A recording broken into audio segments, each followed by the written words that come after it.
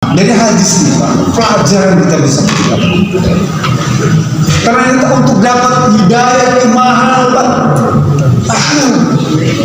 Hidayah itu mahal, tidak bisa diberikan kepada setiap orang. Nah, keluarga Nabi itu kan orang dekat dengan Rasulullah. Dia ngerti bahasa Arab. Dia tinggal menghadap Ka'bah rumahnya.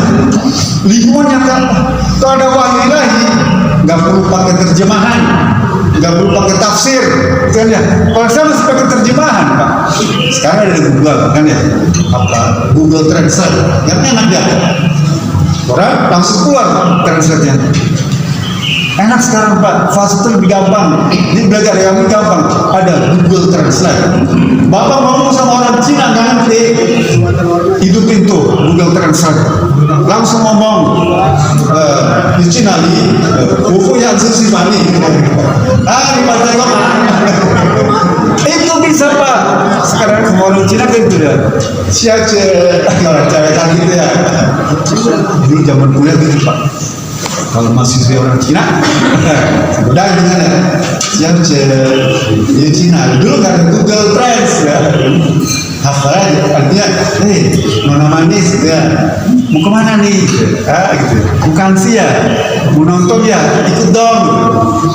Buku ya Susi Fani. Aku seneng ya tertarik sama gaya kamu.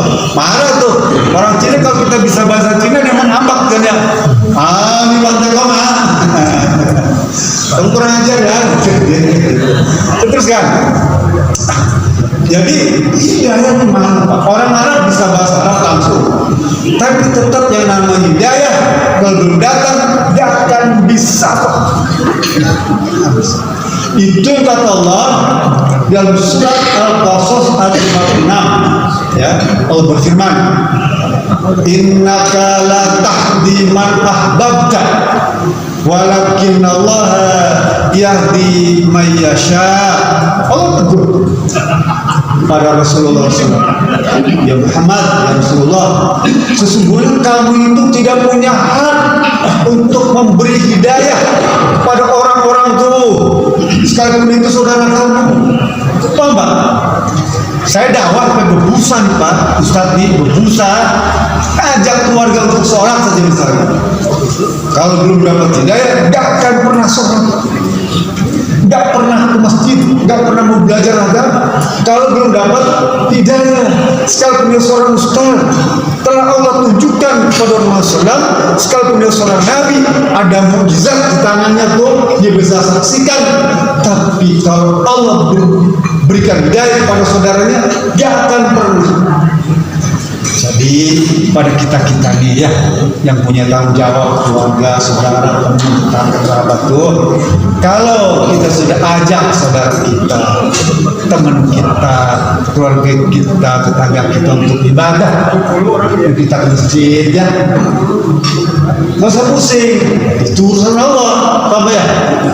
Itu Allah yang atur, ya, Allah yang atur itu semua. Nabi Ibrahim alaihissalam ya, ayah itu penjual atau pedagang berhala pembayar. Nanti baca surat Maryam ayat kalau nggak 58 surat Maryam ya. Kata Allah Subhanahu Wa Taala, Qala araibu anta an alihati ya Ibrahim la illam tantahi la arjumannak wahjurli maliya. Qala salamun alaika sastaghfir laka rabbi innahu kana bi hafiya. Al-Maryam. Kata ayahnya Nabi Ibrahim ya, wahai Ibrahim, apakah kamu itu membenci Tuhan-Tuhan yang kau sembah? Ngomong sama anaknya nih, karena kan Nabi Ibrahim udah dakwah bertahun-tahun. Bayangkan Pak, hampir 250 tahun umur Nabi Ibrahim itu nggak sanggup mengislamkan bapaknya. Paham ya? Kata Ibrahim, kata ayahnya, apakah kamu benci sama Tuhan Tuhan yang sembah itu? Ya. Kalau kamu melarangku menyembah Tuhanku ini, akan aku pukul kau, akan aku rajam, akan aku siksa, bahkan aku usir kamu dari kampung. Bapaknya minta marah sama Ibrahim. Tapi apa jawaban Ibrahim kepada ayahnya? Apakah berbalik membenci tidak, Pak? Islam mengajarkan kepada kita, sekalipun ada orang yang kita ajak dalam kemudian tidak mau bahkan yang membenci kita dilarang untuk membenci, Pak. Apa ajar Ibrahim kata Allah? Qala salamun alaika. Dia berkata, semoga Allah memberikan keselamatan kepadamu, wahai ayah. Ya. Lalu dia berkata, sastaghfirulaka rabbi, aku akan mohon kepada Tuhan untuk memberikan ampunan kepadamu, wahai ayahku. Ya. Inna rabbi kana bi khafiyah, karena sungguhnya Tuhan itu tidak pernah menolak permohonan. Coba, Allah tidak pernah menolak permohonan Nabi Ibrahim. Saking dekatnya hubungan Nabi Ibrahim dengan Allah, sehingga disebut Ibrahim itu sebagai Khalilullah, kekasih Allah. Tapi pada perkara ini, perkara mohon ampunan bagi orang tuanya, Allah tolak. Paham ya? Nabi Ibrahim, Nabi yang dekat hubungannya dengan Allah. Ya. Sama seperti Rasulullah. Tapi ketika Nabi Ibrahim dan Nabi Muhammad mohon ampunan untuk saudara-saudara yang belum Islam, Allah tolak. Nanti baca surat Taubah ayat 113. Ya, ibu bapak baca surat At-Taubah 113. Allah berfirman, maka nali nabiyyin walladzina amanu ayastaghfiru lil musyrikin walau kanu dza qurba. Allah ngomong pada nabi-nabi ini, kata Allah, tidak sepantasnya para nabi-nabi itu, ya, tidak patut, nggak boleh tuh nabi-nabi itu dan orang-orang beriman, nabi dan orang beriman nggak pantas, nggak patut, ya, kalau mohon ampunan kepada Allah untuk saudaranya yang musyrik. Oh, ya, nggak pantas. Jadi kita nggak boleh minta pada Allah agar orang musyrik itu diampuni. Tapi kita boleh mohon pada Allah agar orang musyrik itu dikasih hidayah, dikasih petunjuk, Bapak ya. Itu boleh. Tapi mohon ampunan bagi saudara kita yang musyrik, yang kafir, itu Allah larang. Baik, jangan kita, Nabi bilang. Dibaca surat Al-Qasas, surat At-Taubah 13 dan surat Al-Qasas ayat 50. Siapa lagi kira-kira yang beruntung itu?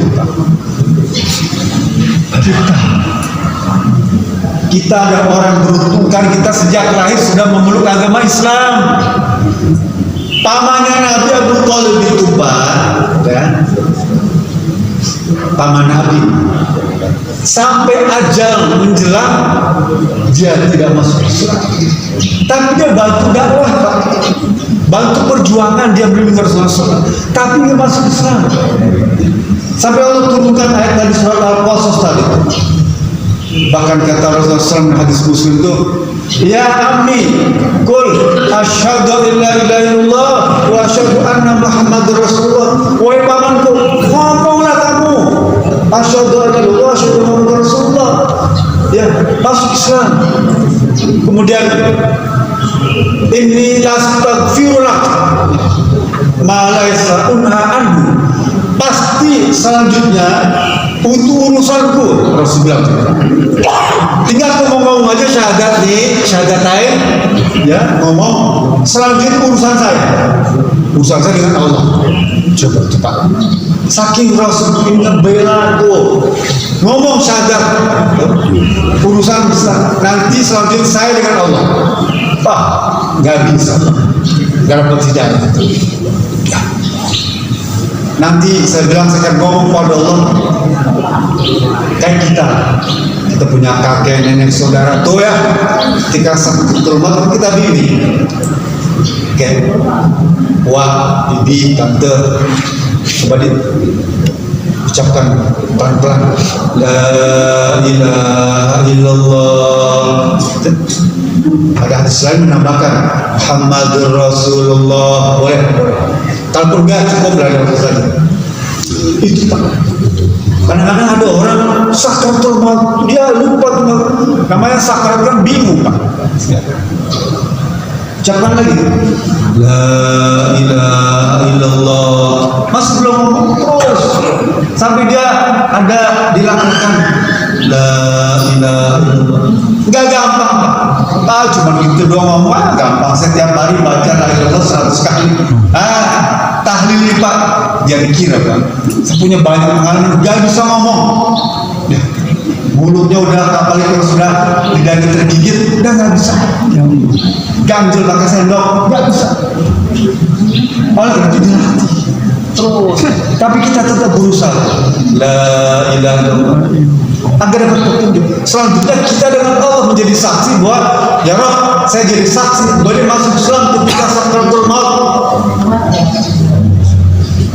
Nabi Muhammad nggak sanggup mengislamkan pamannya sendiri. Bagaimana dengan kita? Ya. Nabi Nuh alaihissalam baca surat apa? Al-Hujurat, Al-Tahrim, ayat 10, 11, 12. Ya.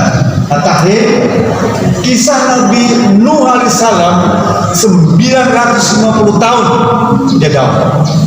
Berapa dakwah ini? 950 tahun tidak sanggup mengislamkan anak dan istrinya. Ya. Jadi kalau bapak punya istri masih badu nakal dia, yang heran Nabi Nuh, ya Nabi Lot, gitu. Bukan waktu yang kita umur 100 tahun, gak hebat ya. Gitu. Nabi Nuh 950 tahun, istri sama anak gagal masuk Islam. Nanti baca surat At-Tahrim ayat 10. Daraballahu masalan lilladzina kafaru imra'atan Nuh wa imra'atan Lutin kanata tahta daini min ibadina shalihin fakhanatahuma falam yughniya anhuma minallahi syai'an wa qila kulan nar ma'ad dakhilin. Kata Allah memberikan perumpamaan kepada istri Nabi Nuh dan Nabi Lut yang tetap kafir. Padahal dia itu istri dari hamba-hambaku yang saleh, tapi dia berkhianat kepada suaminya, kepada Allah. Apa yang Allah lakukan? Gila akan memasukkan mereka ke dalam neraka selama-lamanya. Gak bisa ditolong. Nabi Nuh gak bisa nolong istrinya tuh. Nabi Nuh gak bisa nolong istrinya. Ya. Jadi kalau kita mesti punya keluarga, teman kerabat, ajak. Sekali gak mau pulang, sekali gak mau pulang. Mungkin bukan masuk Islam kalau sekarang kan.